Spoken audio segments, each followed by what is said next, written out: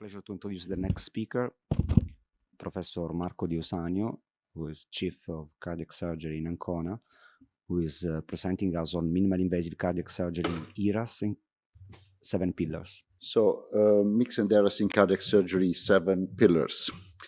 I'll try to be a little bit disruptive and provocative, as usual, probably. And the first pillar number 1, rise the bar and set new therapeutic targets. So good. I think we all agree that cardiac surgery is very powerful. When a valve has to be repaired or replaced, cardiac surgery is and probably will remain the most effective treatment. Also, I think we all agree that cardiac surgery has become very safe. This is overall mortality for all comers, AVR and MVR in Ancona. And mortality is approaching 0% and is limited to the very few patients, high-risk patients that we're still operating on, or to very few technical complications that can occur in the OR.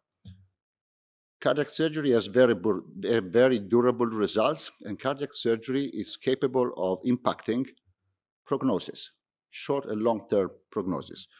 But cardiac surgery still requires general anesthesia, chest incision, cardiopulmonary bypass, so is and will remain big surgery. And let me be a little bit provocative. In case you will need a cardiac surgery operation, well, be aware that you go into the ICU, you will suffer pain, you will have drains and lines, you will have a slow and hard mobilization, you will have a long hospitalization, you will have a slow return to preoperative lifestyle, and that will have a huge psychological impact for the rest of your life. So how can we blame patients saying cardiac surgery may be good, but it's so hard? So sometimes they say, okay, cardiac surgery is good, but I'm going for TAVR. And cardiac surgeons are crying, blaming everyone. Patients don't understand, and it's all cardiologists and industry's fault with their biased trials maybe, and here comes the cardiologist. You want TAVR? Here I am. So it's clear that this is all wrong. This is all wrong. But we have to understand that patient perception of success goes beyond the classical hard clinical endpoints of safety, efficacy, and durability. They're asking for more. Cosmesis, no pain, easy, quick mobilization, short ICU hospital stay, minimal psychological impact. This is what patients are asking for. And I think we have to set higher standard of excellence, applying mix and ERAS, setting new therapeutic targets that go all under the umbrella of patient satisfaction. I think there is a time to move from surgeons, from patient outcome to patient experience. Surgeons have been focusing only on safety, efficacy, durability. We're good because we are safe, efficacious, and durable results. We have to move to experience, patient experience, which is made of outcome, of course, but also they ask for a true, fast recovery, as they're having with the transcatheter procedure. So here, the pillar number 2. We can get more if we promote a multidisciplinary approach. ERAS, they say you need extra resources. It's not true. ERAS is not just coordinating care. ERAS is generating a true minimal invasive mindset, collaborative minimal invasive mindset, where the team is not just the minimal invasive surgeon, but you have also the minimal invasive anesthesiologist, you have the minimal invasive perfusionist, the minimal invasive nurse and physiotherapist. These professionals that have been working with us for such a long time can add so much to our small incision operation in terms of patient satisfaction. So when should we start taking care, delivering care to our patient? So we made some thoughts about the patient's versus surgeon's journey. I think the window of interest for the surgeon is hospitalization. The patient gets into the hospital, I operate on him or her, the patient is discharged. That's the window of interest. But the journey for the patient is much longer. And it starts probably when the patient gets into the waiting list. And during the waiting time, what they're doing, they like frozen, waiting for the phone call, for the admission. They decrease mobilization, they stop like this. And they increase anxiety, frustration, and this is not good, apparently, clearly. And this happens again after discharge. So what we're doing now is when we see a patient, we put the patient in the waiting list, we give some credential to access a website.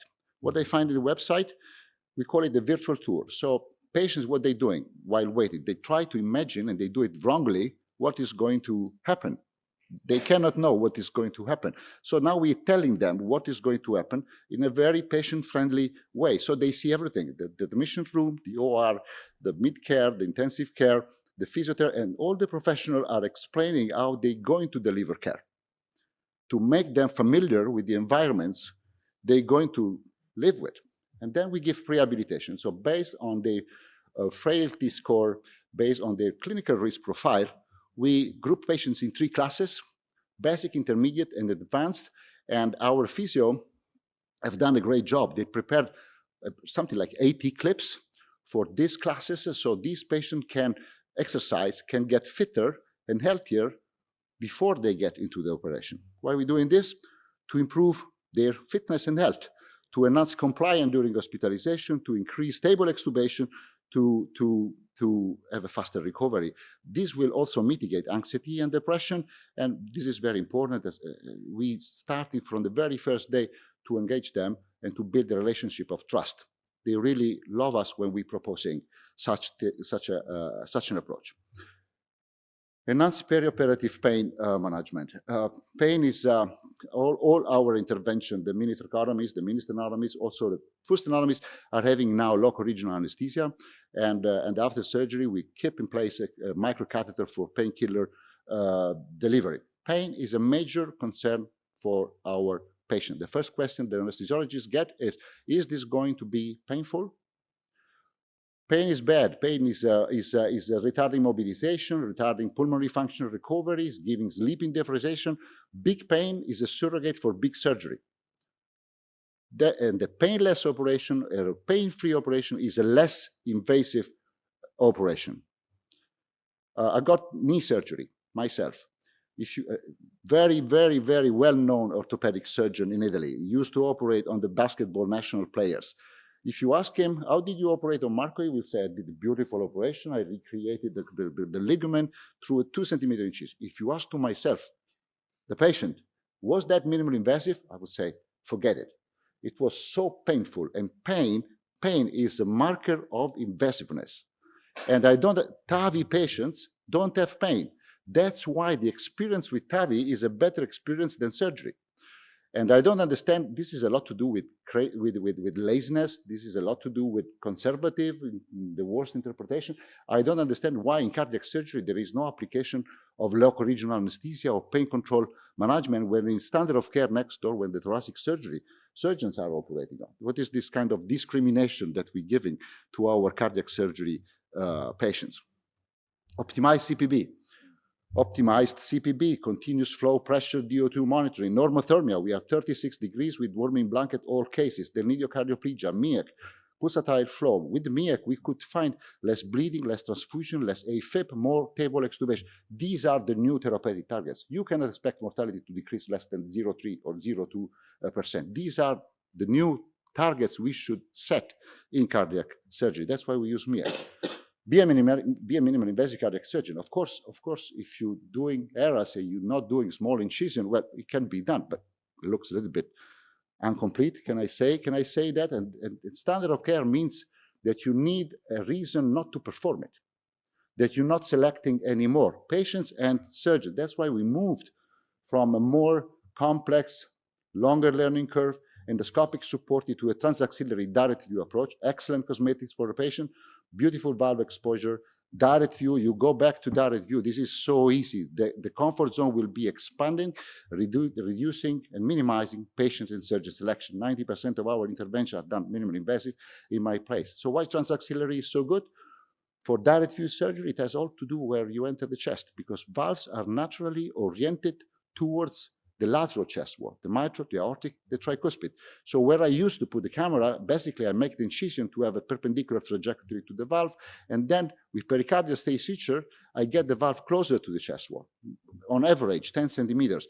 So we can end up with a very nice perpendicular, short distance visualization of the valve for all valves, aortic, mitral, and tricuspid valve, as you can see here. Very often I get the question, Marco, okay, direct view is for beginners, but it's time you elevate yourself to a kind of more sophisticated, technologically supported approach, the endoscopic robotic, where I completely disagree. For sure, transaxillary can be good for the beginner to start a new minimally invasive program, but also for the intermediate level cardiac surgeons. I've been an intermediate endoscopic, and I was doing selection. Double valve, AFib, bad LV, function, poor patient, this is going to take longer. Maybe it's better if I stick to full sternotomy. Operative times are much shorter with the transaxillary direct view, and the expert will perform 100% minimally invasive, even the triple valves. And transaxillary is ERAS friendly. You see 3 incision. The transaxillary is 1 incision surgery. Endoscopic, robotic, you see 1 incision and ports. Robotic arms moving for 3 hours through the chest. 1 incision means less bleeding, and bleeding is important, less pain, and pain is important, and shorter operative times. So when we go to our anesthesiologist and complain, why don't you extubate my patient? My patient is ready.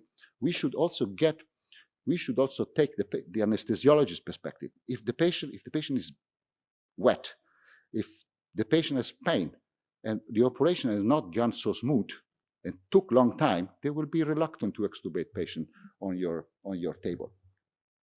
Table extubation and early rehabilitation. So in last year, we extubated on table more than 85% of our patient. But table extubation is not an endpoint only. Of course, you get there after applying certain kind of anesthesia, no single lung ventilation, pain control, good CPB, minimal invasive. You must be dry if you want to extubate your patient on table. But this is not just the endpoint. It's also a starting point. For what?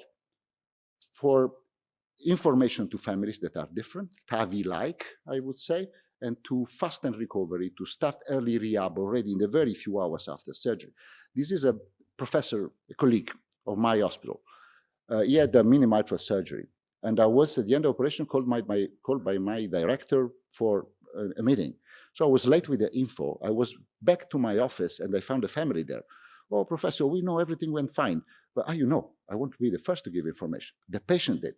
They gave him the telephone, and he called the family and said, I'm fine. They say my valve is okay, and maybe in 1 hour you can come and join me. And this is after, it happens only to him, professor, colleague. He has some facilitation, let's say, in the hospital. But this is what information look like TAVI.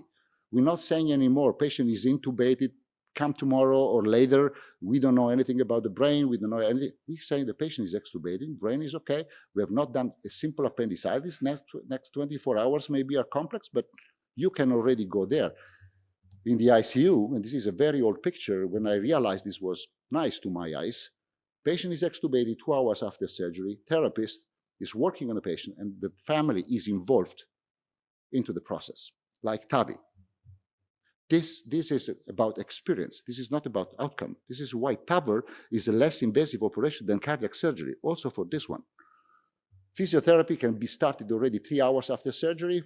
That will be good for everything. Pulmonary function, muscle strength, cardiovascular stability, ICU stay, faster recovery. And we mobilize patients already 2 hours after surgery, 6 hours.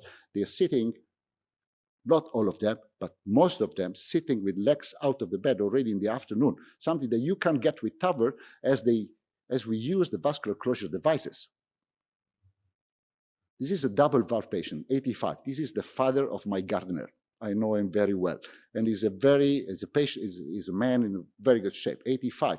Double valve. I presented this at the technical college as a live in the box. And you see, he was operating in the afternoon. This is the morning after, walking on place already in the ICU. And this is the morning after, walking out of the mid-care after 24 hours, 85.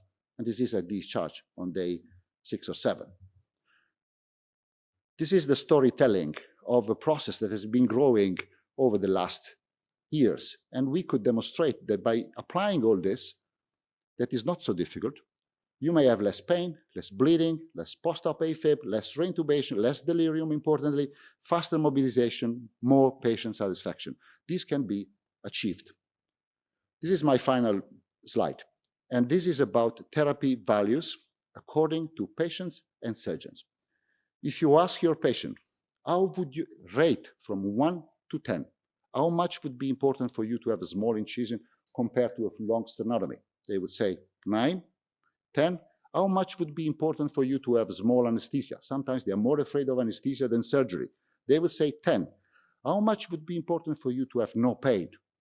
10. How much would you like? 9, 8, 10. Now think about the action that we're giving in cardiac surgery and rate that from 1 to 10 with this, for the single items. Small incision, I would say 4, because less than 50% is the penetration of minimally invasive cardiac surgery. How much we doing with small anesthesia? And I'm saying table extubation. How much we doing for pain management? So the difference between the bars represent the gap that exists between patients' expectations and our work. It clearly represents room for improvement. That's what I think. Thank you.